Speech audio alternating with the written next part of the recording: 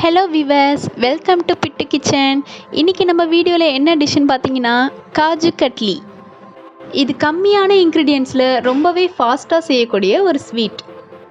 Okay, இதுக்கான இன்க்ரீடியன்ஸ்லாம் என்னென்னு பார்க்கலாம்.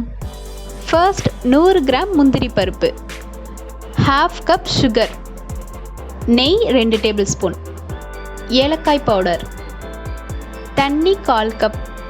அவ்வளோதான், இன்க்ரீடியன்ஸ்லாம் ஓவர். காஜு கட்லி எப்படி செய்யலான்னு பார்க்கறதுக்கு முன்னாடி நம்ம சேனலை சப்ஸ்கிரைப் பண்ணுங்கள், கூடவே பெல் பட்டனை ப்ரெஸ் பண்ணுங்கள். வாங்க வீடியோக்குள்ளே போகலாம்.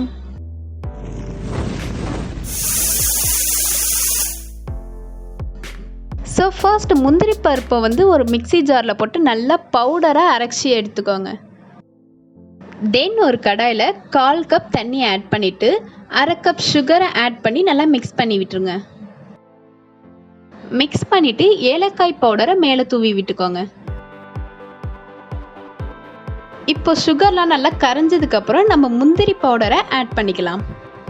அதை நல்லா மிக்ஸ் பண்ணிக்கிட்டே இருக்கணும். இதில் முக்கியமான விஷயம் என்னென்னா, எல்லாமே லோ ஃப்ளேம்லேயே வச்சு மிக்ஸ் பண்ணி விடுங்க.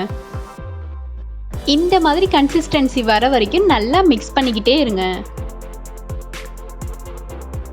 இப்போ ஸ்டவ் ஆஃப் பண்ணிவிட்டு ஒரு பட்டர் ஷீட் ஃபுல்லாக நெய் ஸ்ப்ரெட் பண்ணி வச்சுக்கோங்க. இப்போ அந்த ஸ்வீட் அதில் வச்சுட்டு அது மேலேயும் நெய் தடவி வச்சுக்கோங்க.